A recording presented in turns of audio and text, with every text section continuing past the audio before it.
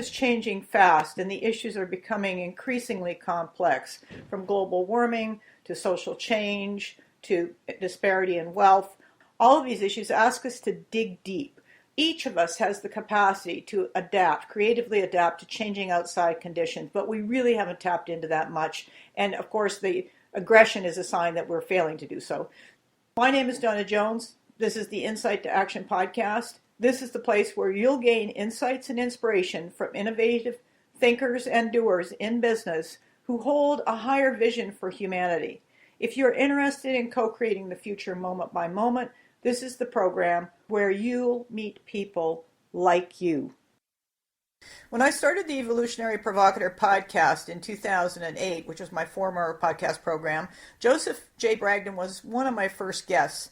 His work, it researches the question, is caring for people and planet profitable? And it was intuitively sensible because the companies in his investment index followed the principles of life. And these are the same principles that have managed complex adaptive systems on the planet for 4.5 billion or so years. Joseph J. Bragdon is a money manager for high net worth families and a pioneer in the field of corporate stewardship. He co-authored the first empirical study on the linkages between stewardship and profitability in 1972. In the early 1990s, his research lens moved from linear thinking processes of traditional corporate analysis to nonlinear, more holistic processes of systems thinking. To assess the viability of this new approach, he created in 1996 what I would call a learning lab of corporate living asset stewardship exemplars, which later became the Global LAMP Index. The lab was completed in 2004. In 2006, he published the book Profit for Life, which was based on a case study of 16 out of the 60 companies in the index. And it presented living asset stewardship, or LAS, as a strategically superior model of corporate management, one that is fast overtaking traditional industrial capitalist model.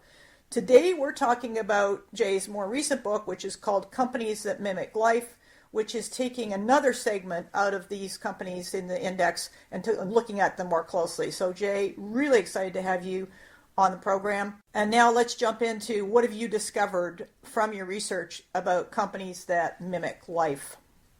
Well, thank you very much, Donna, for that fine introduction. Briefly, companies that mimic life are an emerging genre that operate on radically different principles, as you suggested, than traditionally managed companies.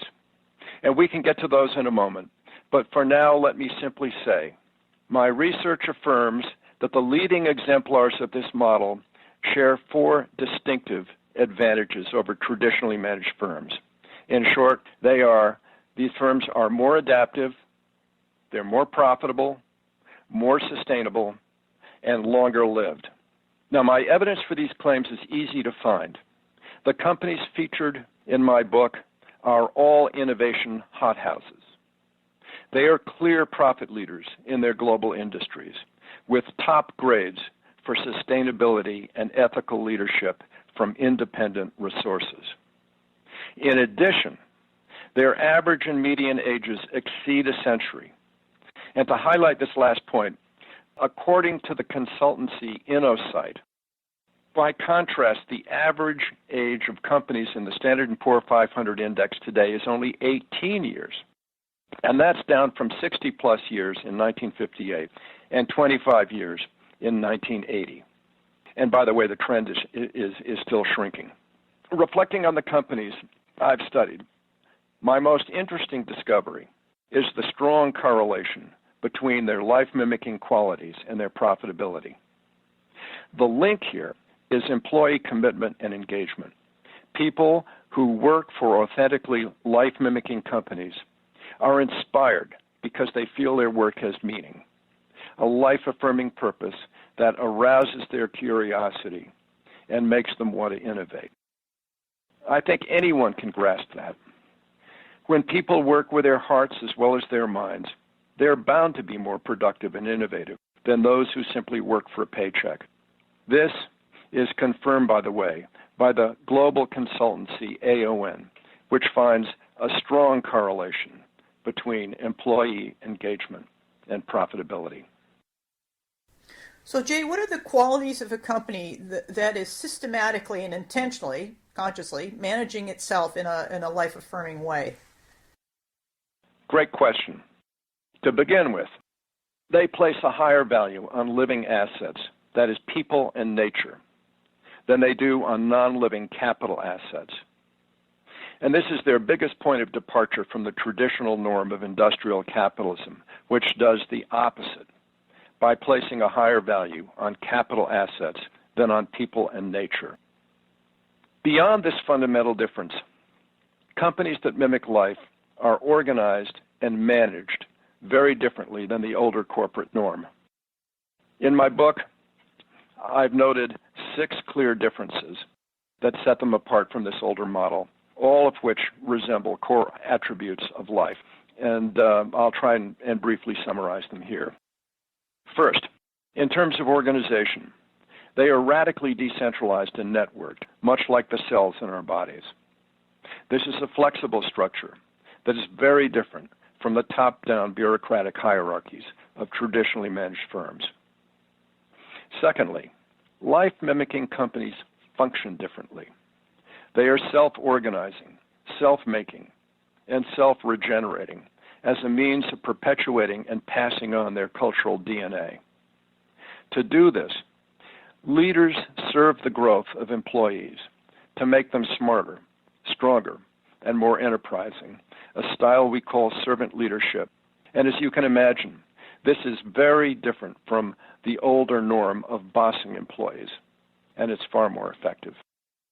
A third difference, life-mimicking companies are more frugal in the ways they manage their resources and finances.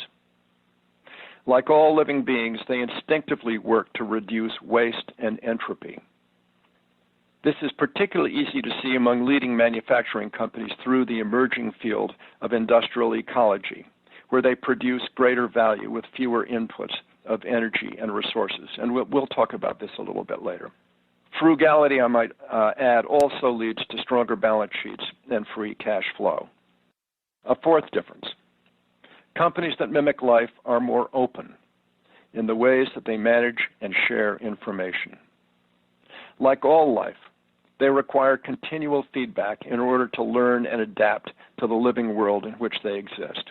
Consequently, information is not restricted to a privileged few executives, but widely dispersed to frontline employees and stakeholders as a means of strengthening corporate networks. We see evidence of this, by the way, in the emerging movement towards integrated sustainability and financial reporting, where life-mimicking companies have been prominent early movers. A fifth difference, companies that mimic life are more symbiotic than traditionally managed ones. They know their strength and well-being is connected to the well-being of society and nature, the larger living systems in which they exist and operate. So they work to strengthen these systems by creating what Harvard B School professor Michael Porter calls shared value. I offer many examples of this in my book, such as open source platforms, where leadership companies share with the world what they know in order to make the larger system more sustainable. And by the way, Nike and Unilever are 2 prime examples of this. Finally, life-mimicking companies are more conscious than their traditionally managed peers. This is an emergent quality. This consciousness is an emergent quality that is strengthened by the other 5 I've just named. And as you can imagine, empowered frontline employees working through open interactive networks invest the firm with a greater breadth of vision and systemic insight, a breadth that is beyond the ken of companies that rely primarily on the insights of top executives. So to sum up this answer to this question, in authentic life-mimicking companies, these 6 qualities are inseparable, just as the major systems of our body are inseparable. And my book, I believe, is distinctive in presenting them as such. To my knowledge, no other author has done this. Well, I totally agree. That's why your work, when I initially came across it, was so exciting for me, because it was intuitively, as I said earlier, intuitively sensible, and it just makes sense. So, yeah, excellent. And it's exciting to me too. I mean, this has just been one of the most amazing learning journeys I've been on. I dream about it at night. It's that strong. I can see why, because, first of all, humanity's become so disconnected from the planet as a whole that we tend not to remember that this is how it works. And so when you actually put together a research platform that you've done, a lab like you've done, and you find out that, in fact, what's intuitive is also real, it shows up in the research, it's extremely affirming. Yeah, and the exciting part of this, and this is part of the subtitle of my book, is that I feel that this is part of an emerging renaissance, and a renaissance that is being led by corporations, of all things, the very entities that have been blamed for the problems that we're all experiencing of climate change and ecological overstep and fraying social safety nets and financial stress. It's these progressive companies are really reinventing capitalism in a way that's very affirming, and I believe it really is on the leading edge of an emerging renaissance. Let's talk a bit about the management style, because there's no question that the old command and control structures are doomed, and if I can put it that way. But making the jump from defining yourself on the basis of telling other people what to do to running to being who you are, or being a leader or a decision maker in this kind of in this kind of life mimicking company is completely different. What is the management style? What's the mindset you have to bring into your work in these companies? Another great question, and before answering this, I got to say that you and I met through the Society for Organizational Learning, and organizational learning and the speed of learning and adaptation is a key part of the answer to that question. To accomplish this speed of learning and adaptation, companies in the LAMP Index, which has been my learning lab, spend an enormous amount of resources on educating employees and engaging them in idea sharing. More importantly, they also inspire employees with a life-affirming mission, a compelling vision of the future, and a galvanizing sense of what employees can contribute as individuals. Now, stylistically, we call this managing by means, because inspired, enterprising employees are the means of generating corporate returns. Now, as you can imagine, this is far more engaging than the older style of managing by statistical results, which is spiritually deadening. Because people, just think of it this way, people want to work for something that's more meaningful than generating numbers of sales and profits. They want to feel engaged in what they're doing. So this is one of the core themes of my book, and the text is full of examples. Among these are Ken Iverson's decision in 1965 to make Nucor Steel, their frontline employees, the creative center of the company, where the role of executives was to help employees reach their fullest potential. And this has just been enormously successful. I tell the story in the book about how Nucor, with no research and development department, no R&D department, has become the most innovative and productive and greenest steel company in its industry, and far and away the most profitable. Anyhow, moving on. This was also George David's motive. In 1996, when he introduced United Technologies' Exceptional Employee Scholar Program. Under this, UTC pays for full tuition and books so that any employee can pursue any degree of their choice up to PhD in whatever field they choose, including art, philosophy, and literature, with no strings attached. No need to study business, statistics, finance. They can choose anything they want to study. Now, to conventional bottom-line thinkers, the money that Nucor and UTC spent on educating and serving employees must seem wasteful. For example, UTC has spent well over $1 billion on its employee scholarship. But what linear thinkers miss in dismissing such costs is how these expenditures on educating and inspiring employees have a nonlinear multiplier effect. This is hard to measure by traditional accounting methods, but I think we can get a general sense of it by looking at the trends of a company's shareholder value over time. And this is where my perspectives, I think, shed some light. For example, from year-end 1997, the first full year of UTC's Employee Scholar Program, to today, its shares have grown in value more than fourfold, far outpassing the Standard & Poor's 500 index and UTC's nearest competitor, GE, whose shares over this period, by the way, show no net gain. Now, before I leave this comparison, I have to say that UTC is an exemplar of managing by means. GE, on the other hand, is more oriented towards managing by results, which is the statistical alternative. And the differences in their rates of return have just been astonishing. The mindset of both CEOs, Ken Iverson and George David, at the time they undertook these revolutionary experiments, was to extend the breadth of vision of the companies they led, to raise the systems thinking capacity of employees by inspiring and empowering them. And we can add to this, metaphorically, what they did went well beyond that. In effect, they developed cultures where employees function like a permeable living membrane, one through which information and resources could pass as needed, so the firm could adapt quickly as market conditions change. These are amazing stories. I love them. You've hit something now that I know I hear a lot in my conversations with thought leaders in my ecosystem, and that is about investors and ROI and so forth. Most investors go in looking for immediate gain. Can I get in and take out fast? But this is a different kind of investment mindset. What kind of investors show up for companies that serve the wider benefit of society, like the ones that mimic life? What you just described is very much the culture of Wall Street, much of the investment community, this focus on short-term returns.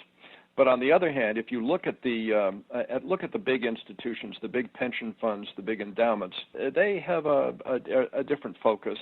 And so let me address that. Because companies that mimic life generate better returns with less risk, and that's what's important to these big institutional investors. Because they generate better returns with less risk than their conventionally managed peers, the big investors are naturally drawn to them. The thing that I'm trying to get at here is that few people really understand the reasons for this advantage, and I hope my book will shed some needed light on this. The effectiveness of managing by means is largely overlooked by Wall Street analysts who are typically focused on numbers with a view to quick returns. And to illustrate this difference in outlook, I tell a story in the book about Unilever's CEO, Paul Pullman, about the time an investment analyst asked him why he didn't put more emphasis on short-term results, on providing investors with more guidance on corporate profits. His now famous response was, "If you buy into our long-term value creation model, then come and invest with us. If you don't, I respect you, but don't put your money in our company." To this, he added, Unilever has been around for more than a century.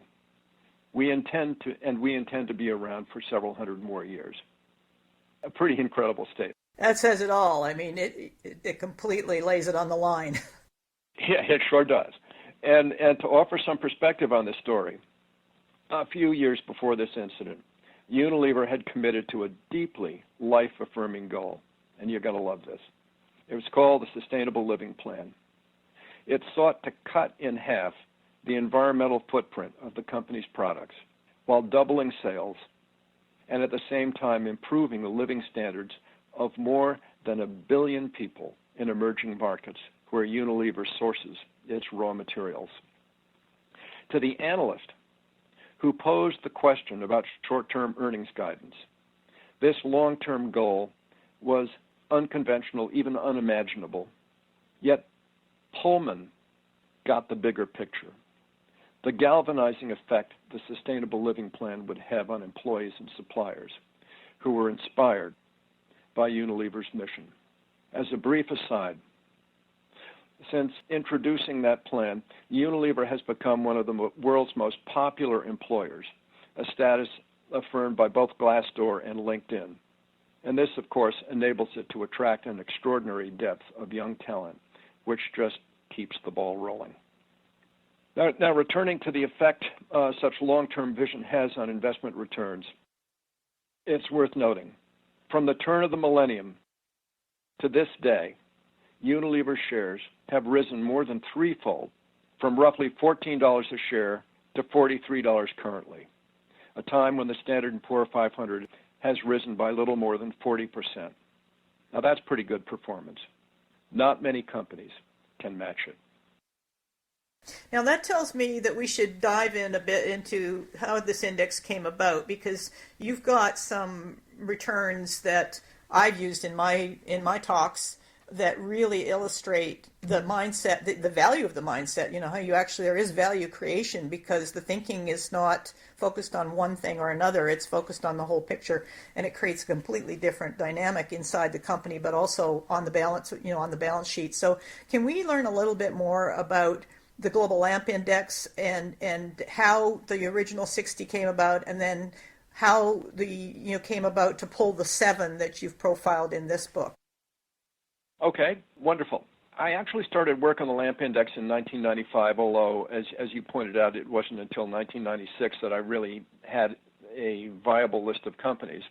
And in the decade from there to 2004, I went through a process, as you can well imagine, of testing, revising, retesting, trying to create a balance between the types of companies in the Learning Lab, making them comparable to those in the Morgan Stanley Capital International World Index, so that when we come to compare the LAMP Index to, say, global benchmark indices, we're making a level comparison and not stacking the LAMP Index in favor of one industry or another. So what we ended up aiming for was best of breed in living asset stewardship within this spectrum of indices. Now, during this 10-year period in which I was kind of evolving the Global Lamp Index, I continually sharpened my definition of living asset stewardship best practices and corporate biomimicry, because these attributes were then evolving rapidly. And you can follow much of this evolution through the 7 companies I've selected for the book. Now, to get to those 7 companies, interestingly, and this was deliberate on my part, all operate in industries that are often criticized for unsustainable and unethical practices. And in taking this approach, I wanted to show that living asset stewardship works brilliantly, even in the most challenging environments, and particularly in manufacturing. So here are the 7 companies. Nucor, which is in steel making. United Technologies, which is an industrial conglomerate. Henkel, which is in specialty chemicals. Nike, sportswear, but in their case, the company had a lot of its contract plants in the third world, which created a great deal of criticism in the 80s and 90s, and had a lot to do with their eventual change in culture. Anyhow, another company, Novo Nordisk, is in pharmaceuticals, another industry that's been frequently criticized for price gouging, tax dodging. Unilever, household products, and Westpac banking, and of course we all know stories about the banking industry. All 7 companies have been exceptionally successful in industries that are often criticized for being unsustainable. I like presenting a case in a kind of a counterintuitive way, because it really gets you to thinking. Now, as an aside, there are no tech companies, if you reflect back on the list I just mentioned, the no tech companies in our group of 7, none like Amazon, Apple, Facebook, or Google, which would have skewed results in an upward direction. These are all in the comparator indices that we use, but we haven't used them. We focused mainly on manufacturing and banking. So that's just a brief history based on this perhaps we have a little more perspective on continuing our conversation on performance. Yeah, no, thank you, which is what we'll get to next, because you've pulled out these 7 companies that are profiled in the book. But overall, what kinds of returns do companies that mimic life see against their counterparts? Does managing as part of a living system manage to create financial health without sacrificing employee health or the customer, in the case of the pharmaceutical industry, in the process? Right. Well, there's a lot of statistical evidence in the book. And I present this in appendices where the companies are named, rates of return are shown, credit ratings are shown. But anyhow, from cycle to cycle, over the past 20 years, the companies in my learning lab, that is the broader global LAMP index, have substantially outperformed global comparator indices. You referred to this earlier. More particularly, the 7 companies featured in the book, which comprise the best of the best within this lab, have done even better. Now, you'll see evidence of this in the introduction to the book on a table that I present there, and I'll summarize what's on it. The returns of both the LAMP index and the group of 7, which I call the focus group, have compounded towards consistently higher results. For example, relative to the Morgan Stanley Capital International World Index, the larger LAMP index, its 3-year return has been 10% better. That's the 3 years ending at the end of 2015. Its 3-year return was 10% better, its 10-year return 50% better, and its 20-year return was 4 times better. These numbers have been verified by the investment consultancy Northfield Information Services, which has visited my index 4 times since 2007. And their verification carries a lot of credibility with institutional investors all over the world. Results for the 7-company focus group, which comprise the best of the best, were even more spectacular. Relative to the Morgan Stanley Capital International World Index, its 3-year return was 40% better. Its 10-year return was 4 times better, and its 20-year return was 6 times better. Those are really amazing results. You might wonder, since year-end 2015, we've been through 3 calendar quarters. What's happened during that time? The 7-company focus group, during this time, its return, relatively slow market, has been 5.9% versus 3.4% for the MSCI World Index, roughly double. So the trend continues. Now, some may say this is all a matter of 20/20 hindsight, and I've heard this before, that there's no reliable scientific evidence here, but I beg to differ. Since 1995, the composition of the global LAMP index has been remarkably stable, with a low turnover of only 6 companies. 4 of those, by the way, were a result of mergers and acquisitions. So compared to other indices, including the S&P 500, such low turnover gives our learning lab a high degree of credibility. And, of course, adding to it has been the verifications by Northfield Information Services.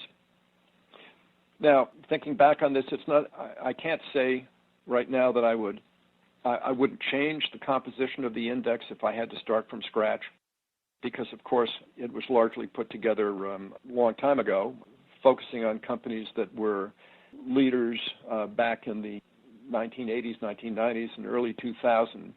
In screening companies for the index, I wanted to see how they behaved through at least a few economic cycles to see whether they stayed loyal to their living asset stewardship or whether they were just fair weather stewards. But in any event, there's been very little turnover in the index.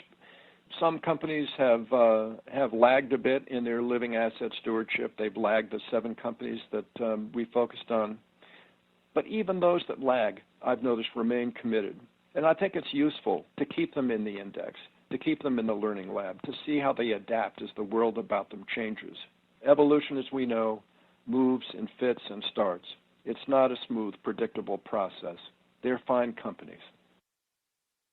Yeah, very well said. It's certainly a very interesting process to observe. And I think the other thing that I want to raise here is that We often think that the most progressive stuff comes from the new companies, but that's not the case. These companies, what's the mean age of these companies again? The average and median ages of these companies is in excess of a century. Yeah. And that contrasts with Insight's findings about the average age of, say, the Standard & Poor 500 index, which is today around 18 years and shrinking. I saw a study recently that said 10 years, regardless of what size the company is. Yep, I know. So in any event, the larger companies that mimic, I describe them as working in what we would call the industrial capitalist paradigm, as kind of top-down command and control. They're on their way out, and these new companies, the ones that we're talking about today, are on their way up. I think the mean age of these companies at 100 years, that tells you these are adaptive companies. They know how to pay attention to what's going on the outside, and they know how to adapt to it and adjust, because that's something that overall is a massive strategic advantage, and it's one that companies that manage in a more traditional model, and they sometimes get absorbed with what's going on the inside and forget to even look out the window, they're putting themselves at a huge amount of risk. Oh, you've got it. That's absolutely true. And we can get to that in a moment, but what I wanted to do is to reflect for a moment on your interest in how does managing a living system scale, and you referred to how do large companies do relative to small companies. Did I hear you right? Yeah, absolutely. That's a logical flow because we talk first of all about age, but then related to that again because the companies that are the greatest at risk right now are these big companies because it's like trying to move the Queenie cruise ship in the Milford Sound in New Zealand, where that used to be the old joke. Now they have succeeded at that, but the idea is that these old companies can't change. They're stuck, and I don't think that's true.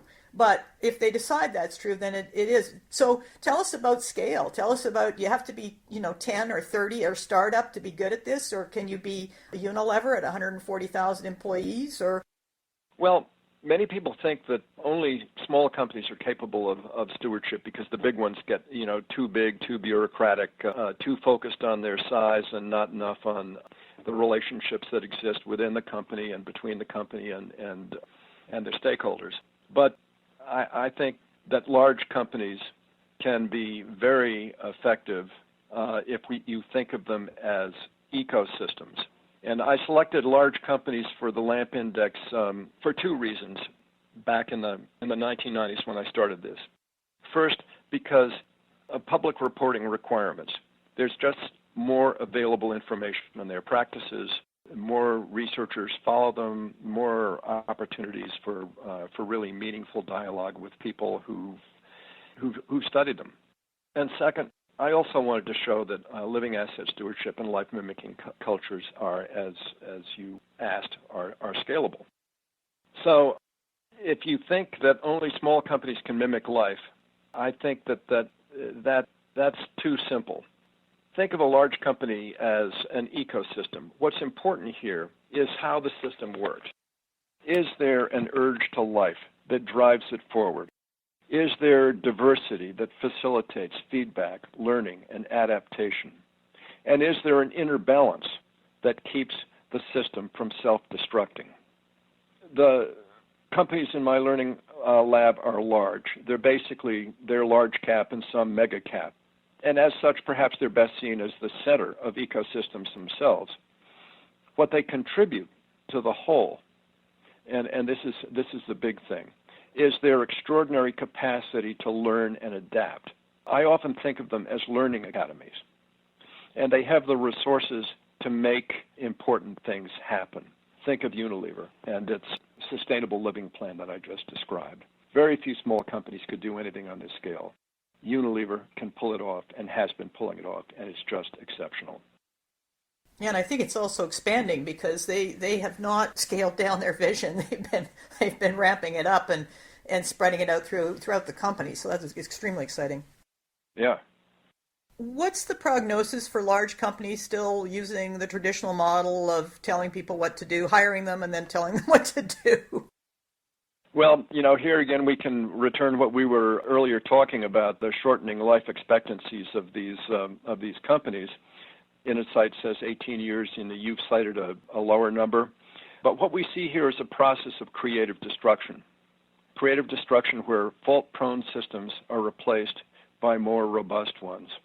Now, companies that mimic life, they're survivors in this milieu because they operate.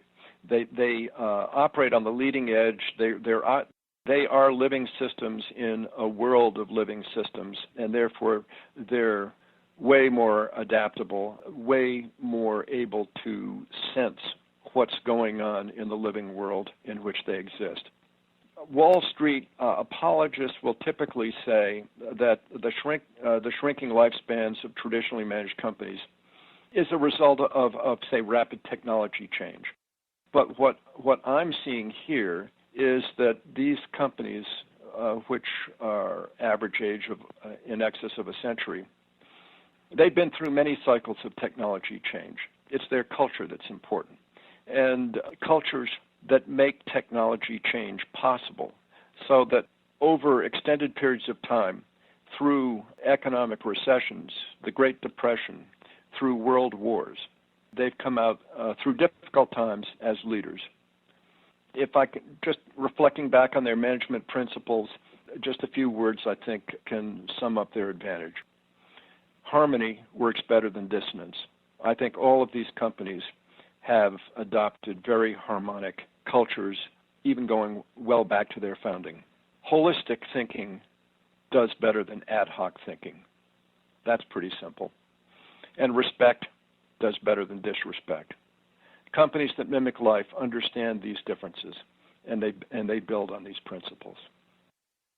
And you know what else comes to mind as I was listening to you say that is that I've been hearing, and I'm rather sick of hearing it, about how people resist change, how they, people don't change, and it goes on and on about this resistance to change thing. But in reality, you go into these companies, I guarantee you, and you've just said it through that technological aspect of it, when you've got a learning mindset, change is not even, there's no fear attached to it because you know what, you've got the confidence and trust inside yourself and inside the company at a collective level to tackle new stuff. It's an exciting adventure. It's part of the growth edge that, we would call uncertainty. We don't know this is great, let's learn. And so I think what we're really pointing out here is that on the other levels is that if you've got a fear of change, it's because there's a lack of trust and confidence in the company. A lot of trust and confidence and a lot of excitement, inspiration. I always emphasize that word, how the employees are inspired, how they really want to push the envelope, how they want to make a difference. Even in the steel company, Nucor, this is palpable. There's a professor up here at Dartmouth who refers to their culture as kind of an emotional infrastructure that makes these incredible gains in technology and their innovation possible. It's a wonderful thing to see at that company. Yeah, I think the other thing you're raising here in this little moment is this business of innovation, because in the traditionally managed companies, they talk about innovation, but they're because they don't have a learning mindset at all, the innovation is just a small tweak out of the past. There's no big stretches being made, and this is not a time for tweaks. We're in a space where you've got to jump big and be able to jump big and also bounce. If you have a setback, you don't use it to shrink and minimize risk. You use it to learn. Yes, learn and step into higher risk situations so you can learn, expand, like pull that capacity out rather than suppressing it. Pull it out and turn it loose. This is so much of the part of the culture of United Technologies and Nucor and, all of them. I mean, learning from mistakes, not pointing the finger and attaching blame. Yeah, I'm looking, again, these are companies that are much more responsible for their behavior because when you make a mistake and you say, gee, we made a mistake, let's learn from it, right away you're expanding capacity immediately. That's fantastic. Now let's just look to sort of wrap this up. By the way, I'm really love to talk to each of these companies, and perhaps that's something I'll do down the road because there are stories to be told in every one of them. I know I've heard some of the Herman Miller stories and their turnaround moments, and yeah, there's a lot of wonderful, rich narrative in these dynamics inside the kinds of relationships that exist in these companies. You bet.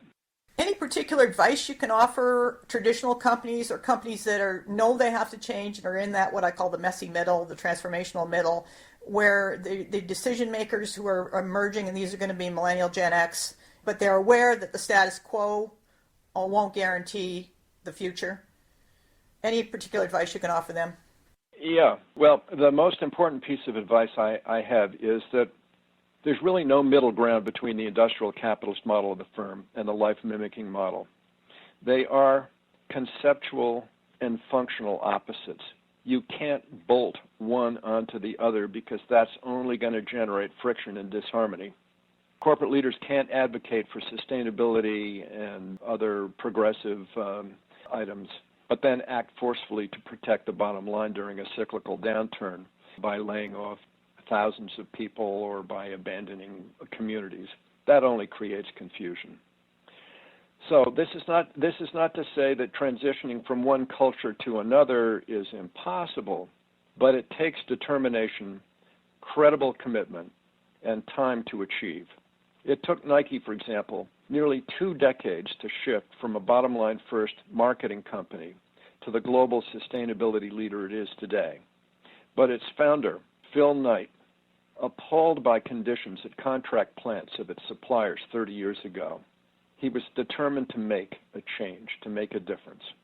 And even though the company's initial steps in the early 1990s got criticized as greenwashing, and there was some pushback, Knight stuck with it, and he hired people who shared his commitment. Consequently, by the late 1990s, the company had self-organizing change teams in place. In 1999, these teams initiated a project called Team Shambhala that sought to get the entire company of 20,000 people grounded in a way of thinking that naturally took environmental and social issues into account in every decision and every action they made. And thanks to Knight's confidence in them, this became an organic self-organizing process. After a 1-year intensive of group learning and engagement through Shambhala, a cohort of 100 internal champions was selected, who in turn launched dozens of landmark projects around the world to continue to advance Nike's sustainability objectives. So with the full support of Phil Knight and later CEO Mark Parker, these in-house pioneers created the life-mimicking, self-regenerating culture that you see today in Nike. So getting back to my advice to traditionally managed companies, there's no middle ground. If they want to change, they better start quickly, moving towards the living system model and be totally committed to it. Otherwise, I honestly think they face the likelihood of death or takeover. There is no middle way. Like climate change and ecological overstep, time is short. We have no time to waste. Boy, do I agree with you on that. I also know from my own research that most of these companies are employing change methods that don't work because they apply to a mechanistic mindset or mechanistic Exactly. assumption. And so you have to really go in terms of making faster change. You have to be very aware of the fact you're working with a complex adaptive system, so you just simply choose processes that go with that. And fortunately, they're very human. They're very people-centered. So I've written about this in the Huffington Post, and we've got the science around it from Fritjof Capra, and you've got the evidence of it, and then also the conversation I had with Ervin Laszlo as well from the first episode. So we know that in a complex adaptive system, you don't go in and treat it like a car part. You're not swapping out parts. You're actually treating it as an entire system. Right, and I think this gets back to comments that I made earlier about those attributes of companies that mimic life. The defining attributes of a living system are properties of the whole, not. It's not like a machine where you can pull it apart, disassemble the parts, and put them back together again. You really have to look at the system as a whole. Much deeper understanding. Yeah, it really is. And the sooner companies understand this, the better. And the sooner they start to operate on those assumptions, the better. Absolutely. Jay, where do people go for more information? The book is on Amazon. The book is on Amazon. Barnes & Noble, I would imagine, all the usual outlets. Yep, and the thing about the book, I've tried to keep it as non-technical as possible. I've tried to really let it be a narrative of storytelling about how these things work. And yes, we use some financial lingo in there like returns on equity or free cash flow or referring to balance sheets. But for the most part, the stories themselves are stories that anyone can understand. So this book can be read by people in management, can be read by people in finance, and it can also be read by people who are committed to change, who see themselves as change agents. And the theme that we are in the midst of a renaissance, that I think we're in the early stages of the renaissance, is so very important. Thinking back to the earlier European Renaissance, that one, like the one that we're in the midst of today, emerged out of a period of extreme stress. If you think back in the middle of the 14th century, that it was the time of the 100 Years' War, the deplorable conditions of feudal society, and the Black Plague, which killed a third of Europe's population. And back then, the concern was the future of human life. Today, by contrast, it's a concern for the future of all life. Absolutely. If you think about the sixth great extinction and what people are referring to as the Anthropocene, that's the stimulus. That's a huge stimulus to this renaissance. It's what's giving it momentum, and it's what gives the people who are driving it, such as you and hopefully me.